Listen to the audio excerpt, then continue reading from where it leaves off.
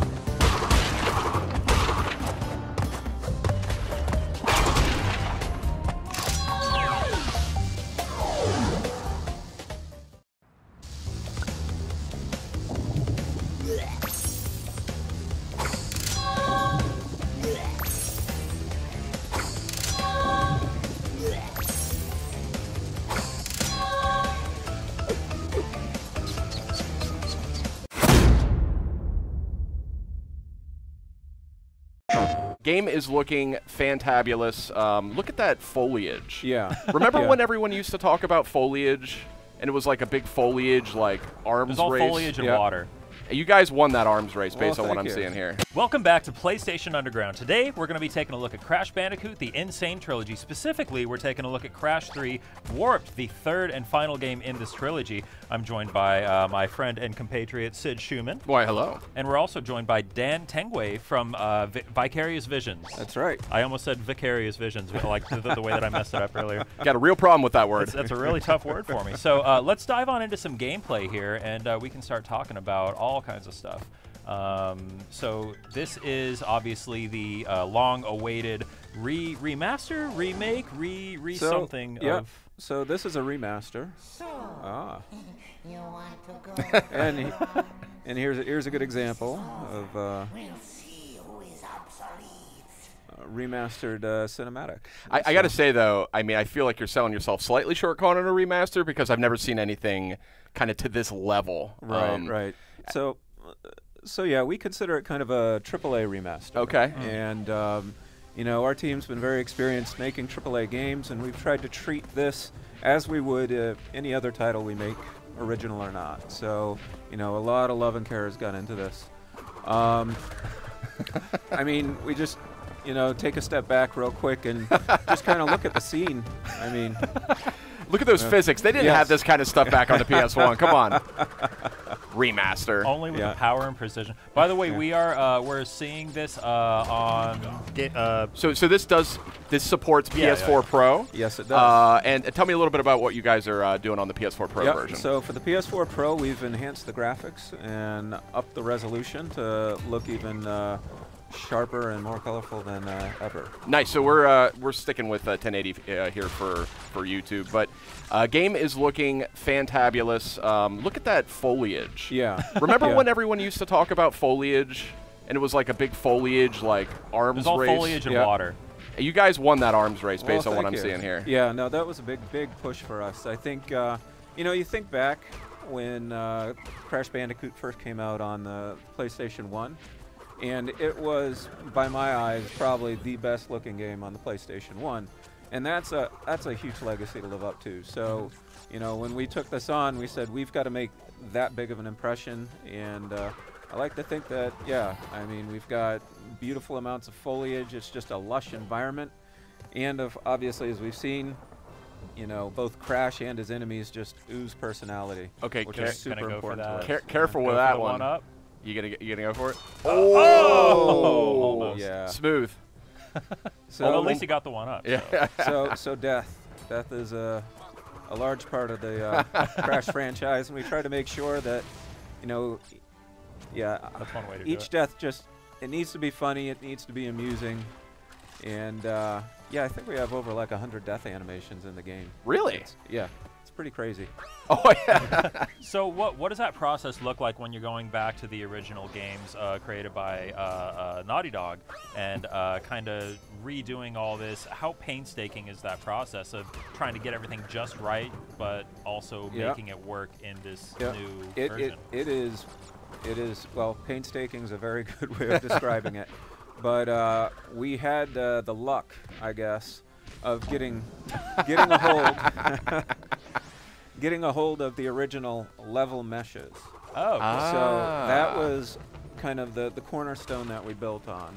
And that allowed us to basically then remaster the gameplay, knowing that if we fit within those level parameters, it would at least be in the right direction. But, you know, after that, it just involves a lot of iteration. It involves playing the original games. It involves, you know, just scrubbing back and forth. It also really involves, I think, just having a team who's really fans of the original and know the original front and back. We've got some team members where this was the game of their childhood. And, you know, I'll give you a good example, Jump. You know how critical Jump is for a platformer. Of course. And so, you know, we're like, oh yeah, Jump. Yeah, we got that. We had that in our previous games, and we implemented Jump the first time, and we go to them, they'll be like, yeah, no, you guys didn't get it. I'm like, all right. So we go back to the drawing board, work on it again, and they're like, oh yeah, it's better, but you guys still didn't get it. And so we have probably iterated on jump more than I think pretty much anything else in this game. Yeah.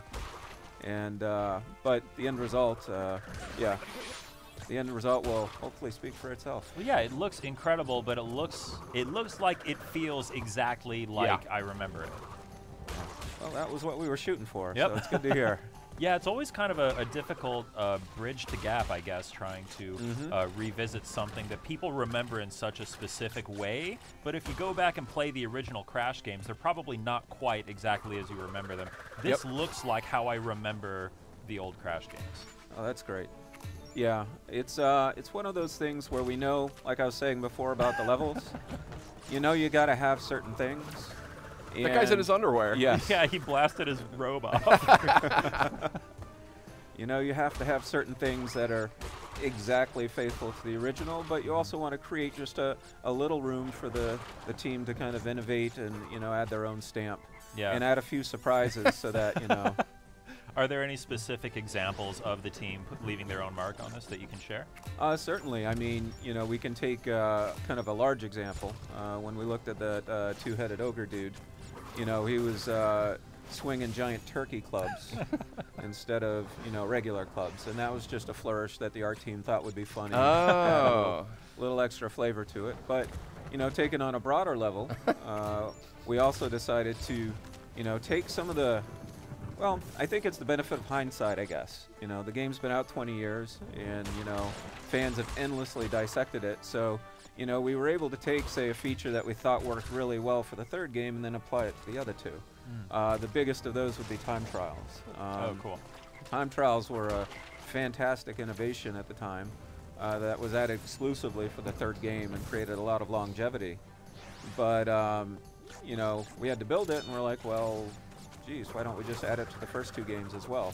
Yeah. So now all games have time trials. That's 80+ levels of time trials for all the fans to just play over again and again. So pretty excited about that. Yeah, I don't think anybody will complain about that change. No, Are there any like forums that you're keeping an eye on where people say they replaced it with a turkey club? How dare they? They're besmirching the legacy of Crash. Well, I think after they watch this video, I'm sure it will appear on Reddit or NeoGaf, but I think people will enjoy the turkey club. It's fun. It fits. It fits perfectly. I enjoy it a lot. Just looking great though, and I noticed the audio seems to be greatly reworked. It feels very faithful, but yeah, you guys totally like re-recorded the score, I want to say, right? Yes, we did. We did get a hold of the original score as they were pressed on the original discs, and we were able to then take out the rhythm tracks. So that just pretty much helped us nail the tempo. And from that, we were able to layer new instrumentation to create a richer track that you're hearing now. This is awesome. I think that there's more skill involved in trying to play in such a way that you're showing off all the depths, but not quite getting to a game over screen. So kudos on that. Yeah. Takes great skill. So Crash Bandicoot, Crash 3 Warped actually first came out in 1998, I want to say? Yes, 98. Oh my god, I can't believe it's been that long. Yeah, so I feel old. It's been almost 20 years, which is incredible to say. What do you think that we've all learned as an industry and as game designers in the last 19 years? What have we learned? Wow. And how does that apply to your work on this game? Yeah. So I think for me what has been interesting, at least I'll speak for myself, I think more so than the industry as a whole. That would be very presumptuous of me. But for myself, I think one of the key lessons that we found in kind of modernizing Crash was, you know, we had really wanted to make sure that it was faithful and true to the challenge, but that didn't mean we couldn't go in and try to communicate some of those challenges more cleanly and try to make it so that, you know, players could better understand what was being asked of them so that they weren't necessarily always just learning by trial and error, but in fact could, you know, okay, I see that this similar pattern's coming up and, you know, I know how to deal with it now. I mean, these are not easy games. They are not, no. No. So you definitely, it looks like you've kept some of that, or a lot of that challenge here. Oh, absolutely. Yeah, especially by the time we got to Crash 3, I think that the designers were really starting to stretch their legs a little bit and have some fun with the designs. Yep. Yeah, no, it's actually quite amazing, almost from like a historical perspective, to see the evolution from Crash 1 to Crash 3 and see, Naughty Dog was learning each time they put out a game, and you can see how they changed their design and evolved kind of their thinking in order to get to the point that we're seeing right now, which is Crash Warped. And again, we have the benefit of hindsight, so we were able to apply a lot of those lessons across the board and just create kind of a more cohesive trilogy overall. Cool. Should we take a look at another level? Sure. And here we are. We are checking out Orange Asphalt. This is another level from Crash 3 Warped in the Crash Bandicoot Insane Trilogy, coming out June 30th on PS4, I want to say. Is that right? That is correct. Look at that. Yeah. I know all my marketing. This is cool. See, I never played Crash 3, and this is kind of bananas to see this. I didn't know they were doing stuff like this. Oh, yeah. No, there's always been a trend of providing a little gameplay novelty in the Crash games. Starting with the original Crash Bandicoot, you had hog riding, and then they made that polar bear riding in Crash 2, and then they're like, well, let's add jetpack and a jet board. By Crash 3, they went all in. I mean, motorcycles, jet skis, planes, scuba gear. It's all there, and it's all here in the Insane Trilogy as well. So, and looking better than ever, I gotta say. I mean, yeah, this level's gorgeous. So here's a good example of a place where I'm sure you guys had to make a decision whether you were going to tinker with the original kind of gameplay feeling of this level, if you were going to put your own spin on it. Where did you guys land on that? Yeah. So the level itself is exactly the same as it was in the original games. The handling, we tried to get as close as we could, but in certain cases we found there were times that we could improve the handling in the vehicle mode specifically, because modern taste, especially with vehicles and controls for those vehicles, has changed a little bit. So whenever we thought it was a good idea, we did that. I think that's most notable probably in like the plane and the jetpack handling. We spent some time on that. They certainly benefited from, having analog controls and things of that nature. This police force is not particularly efficient, I've noticed. No, they're they got room for improvement. I'd say that's a very polite way of putting it. Yeah. So, did you guys go back and re-record Aku Aku's famous voice line, or is that pulled straight from the original game? We did, in fact. Yes. Oh, really? Yep. Yeah, we found that. Did you track down the original guy? Overall, we found that the voice acting as pulled from just the disc really just wasn't of the quality that it needed to be for the PS4. I mean, it's been 20 years, right? Yep.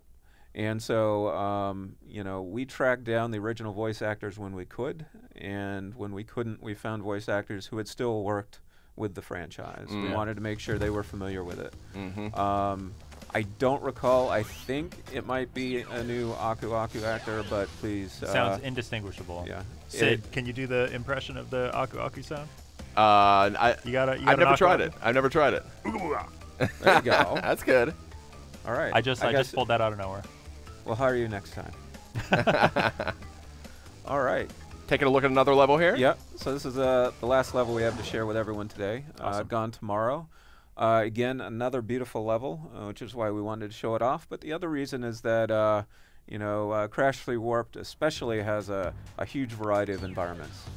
And so we really wanted to illustrate that Crash has gone beyond the jungle and the ancient ruins, and now he's in the future, a dystopian future ruled by Neo-Cortex.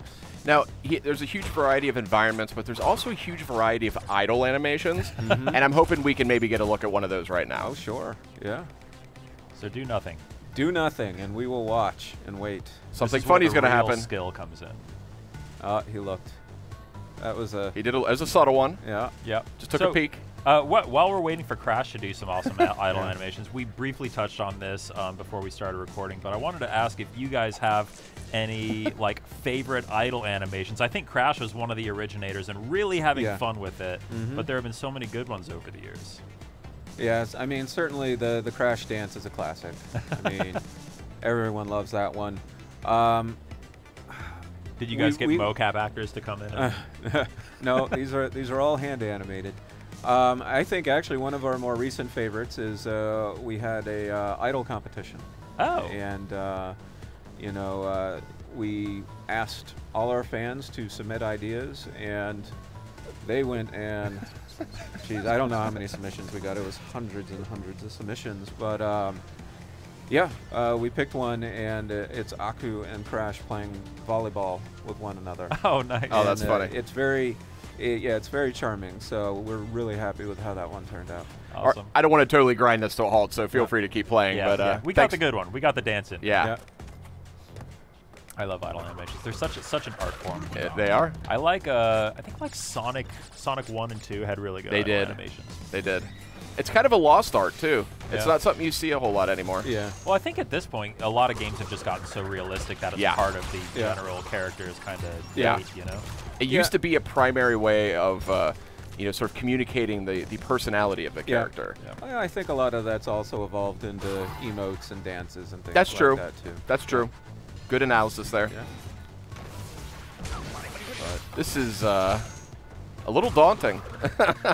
This looks like maybe one of the more difficult levels. Yes, this is taken from toward the end of the game. So, you know, actually, it's a good point to illustrate here is that Crash 3 was also the first game to introduce Crash's power moves. Oh. And so he's got his, you know, supercharged body slam, but actually we're seeing good use of the fruit bazooka at this point. Bam. And that certainly helps make sure that Crash can take out some of the more difficult enemies at distance. That's huge. So, did you guys go back and work with Naughty Dog at all when you were putting this all together, just for guidance, or did they generally trust you to get it right? Sony, we certainly have worked with you guys quite a bit, but Naughty Dog actually said that they would give us our space to make this cool. remaster. And what we did as a courtesy before we showed it off at PSX last year was we brought that demo to them. Oh, great. And they sat down and said they loved it. And right before we actually are now showing this to the public, we sat down with Naughty Dog again, and yeah, Oh, they had a that's great great. time with it. So I guess it gets a big orange thumbs up from Naughty Dog, which is awesome. And we're thrilled because, I mean, we really wanted to make sure we were doing right by Naughty Dog's creation here. This is where it all began. Yep. Well, actually, it didn't. They were around before that too. They did a lot of other games, but Yeah. this is what I think what really, Yeah, I think really Crash got them on the really map. kind of put Yeah. it on the map, yeah. Crash It was looks kind of great. like the first mascot I remember PlayStation ever really having. Yep. I mean, it was central to PlayStation's identity, at least in the United States, Yep. for the first several years. Yeah. You guys have that big orange bodysuit around the office somewhere? It is sitting in somebody's office right now. Yes, we have it. With People a have asked me to megaphone. wear it, but from what I've heard, it's a little uncomfortable to wear. So, I mean, that thing's like it's priceless. yeah. No, it when I saw that in person, it did tug my heartstrings a little bit. Yeah, it's like Yeah. it's like George Washington's wooden teeth, or you know Betsy Ross's like original flag or something. You know, you gotta put that in a museum. Look at all the nice reflections and Yep. stuff. Ooh. Yeah, that was something actually that the original game did that our engine did not do, Interesting. and we were like, oh geez, I guess we got to put reflections in our game. So, Really? yeah. It was like just like that. You're like, well, we got to have these reflections. That's the level of detail that you know this has to be as people remember it. and Wow. People remember reflection, so I feel like reflections are really hard to get right, too. Even a lot of modern games have a hard time with it. they do. Yeah. No expense spared. Yep. Now, one thing that the original game didn't have that we decided to put in, which we've touched on in the past, is fur.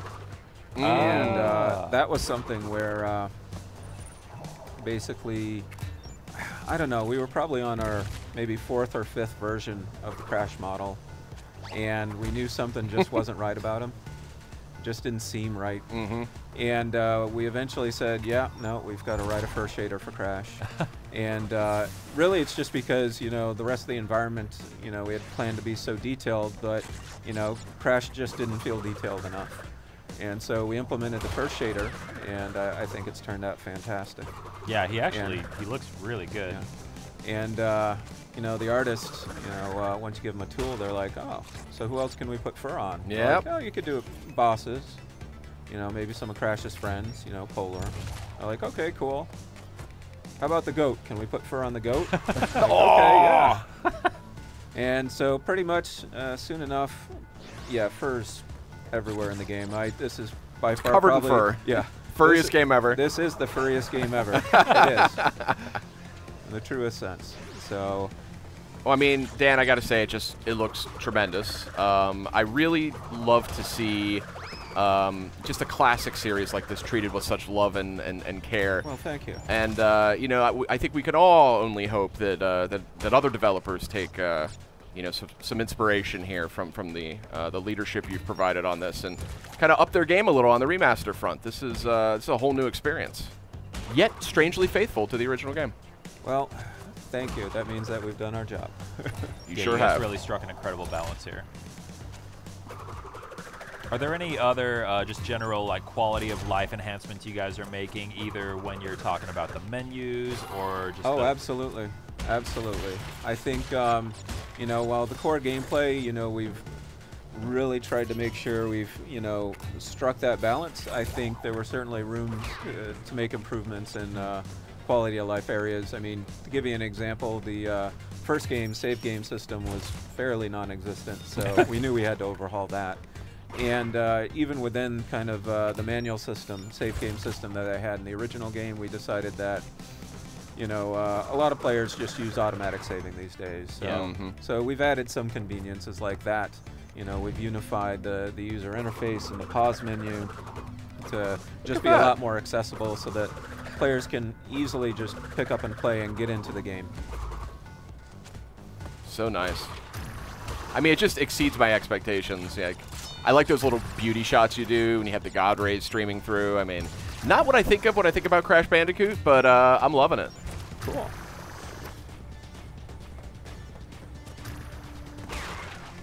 All right, we are almost at the end. Time for the big finish. Come on, you got it. And there we are. Nice. So that is Crash 3 Warped as part of Crash Bandicoot: The Insane Trilogy. Anything we missed? Anything else you want to make sure we talk about here? I want to say to the PlayStation fans, you know, thank you, I guess. I mean, basically, it was their desire to, you know, really see a Crash remaster that kind of gave us this opportunity to make it. So we're excited to get it into their hands come June 30th. Fantastic. Dan, thank you very much. That's Crash Bandicoot: The Insane Trilogy, out June 30th on PS4. Sid, thanks for joining us. And Dan, thank you for joining us. Stay tuned. We'll have more on Crash.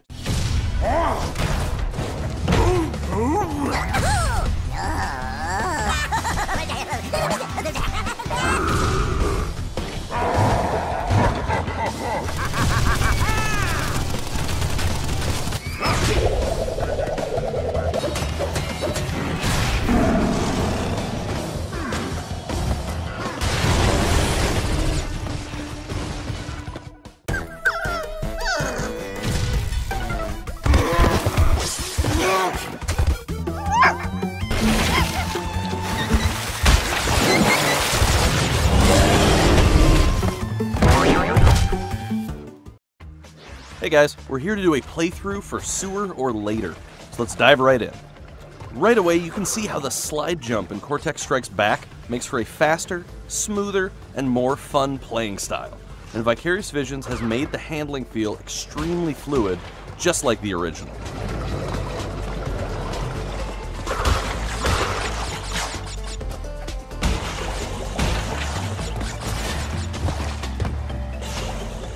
Notice how moody and atmospheric this level looks and feels. Vicarious Visions has used a reality-based lighting to give the sewer a modern, more realistic sensibility.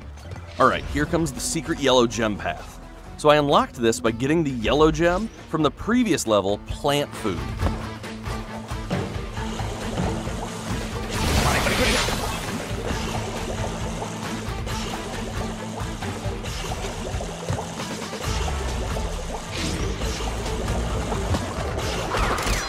So I'm on my way to getting a perfect for this level. Just had to take a few shocks and lose a life so that Crash can restart on the regular level path.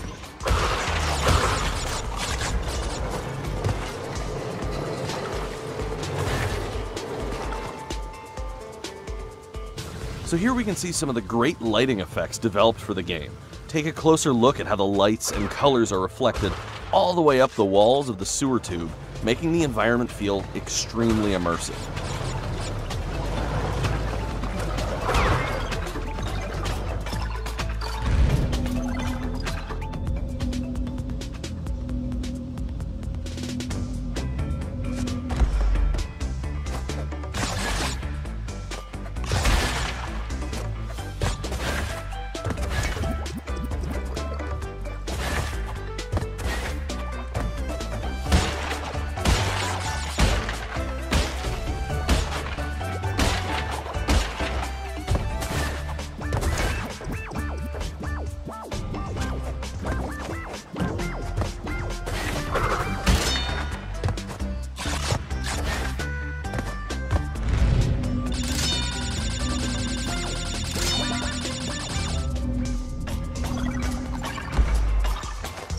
So here you can also see some cool water effects. Notice the ambient water that splashes below Crash as he storms the tunnel, along with the lifelike bubbles coming out of the scrubbing Bubbletron.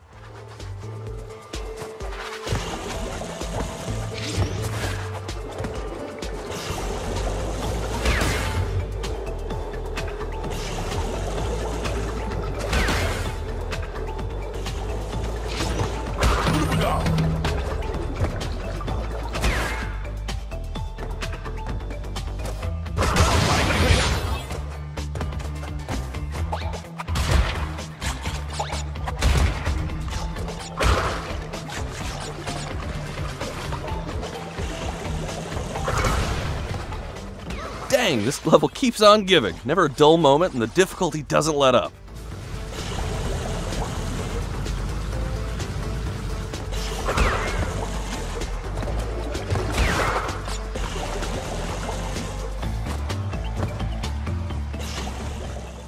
Alright, great. Got my purple crystal and an extra life.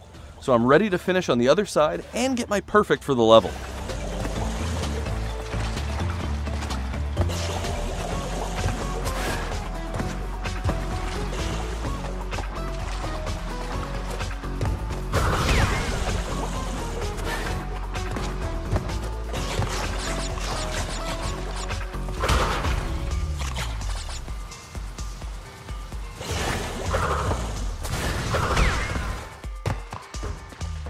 Alright, there it is. Final gem collected, and I got all 57 of those crates. We did it!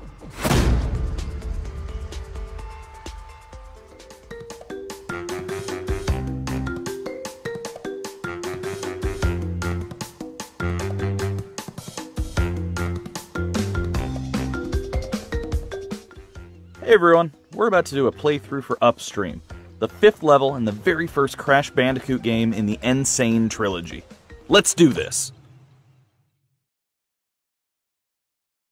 So when you get your hands on the game, one of the things that's going to be a bit of an adjustment, but actually a really fun one, is the fact that the team's done a lot of work on making the handling with an analog stick feel super responsive and fun, and it also has the precision that is perfect for getting through these river obstacles.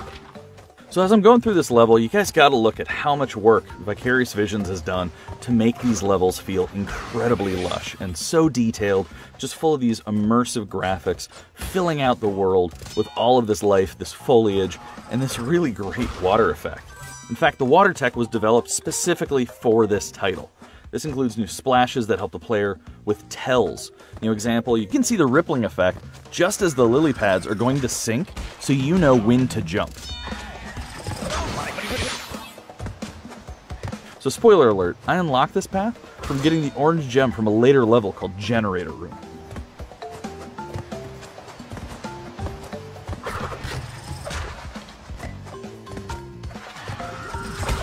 Okay, Tana Token number 3, bonus level, let's do this. Alright, love these crate bounce challenges. Good to use a higher jump to get good positioning on these crates. Now, good thing to know, hold the X button to go higher when you jump off of them. You don't need to time it as you hit the crates. All right, one of the new game features here is that you need to get all of the bonus crates in order to get a perfect on the level. And you can enter the bonus stages as many times as you need to get all of these crates. All right, so it looks like I'm missing 2 boxes.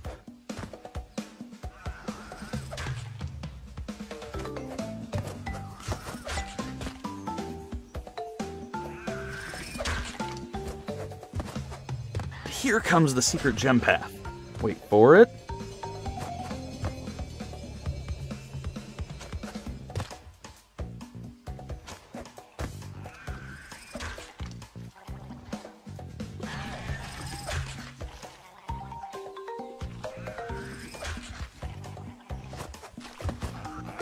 Alright, there are those last 2 crates. Now just to survive the last bit of this level.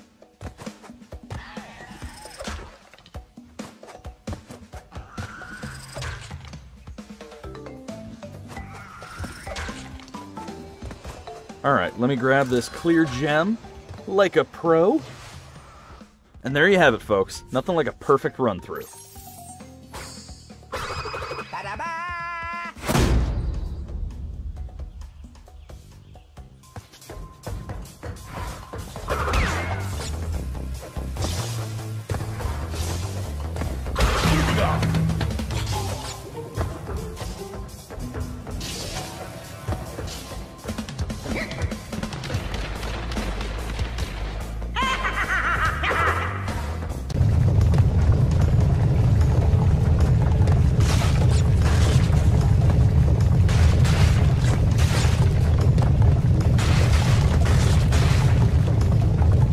This time, I shall reign triumphant! Bring me crystals! Darn you, Crash Bandicoot!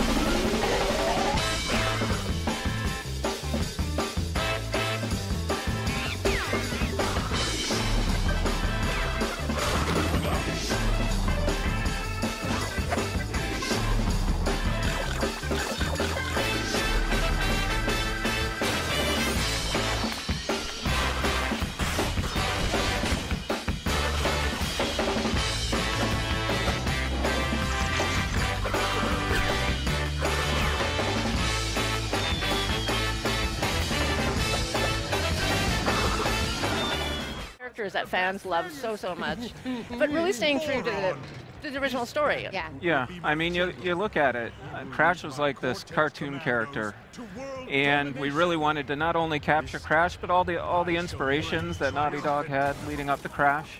So, yeah, it's.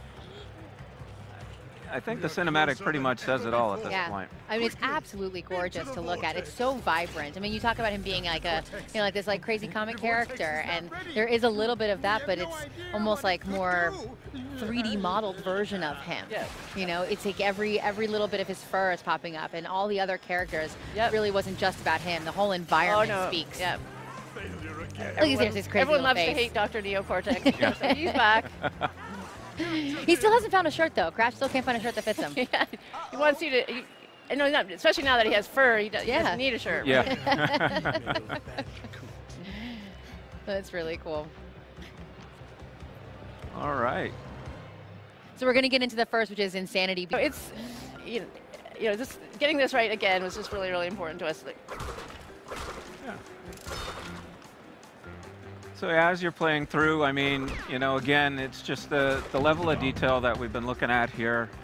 I mean, we've got Crash in widescreen now, and it seems like a simple thing, but it isn't. I mean, we're able to pack in so much more at this point and really kind of be true to, the original concepts of Crash. We went back to some of the original work and things like that and really found inspiration in that.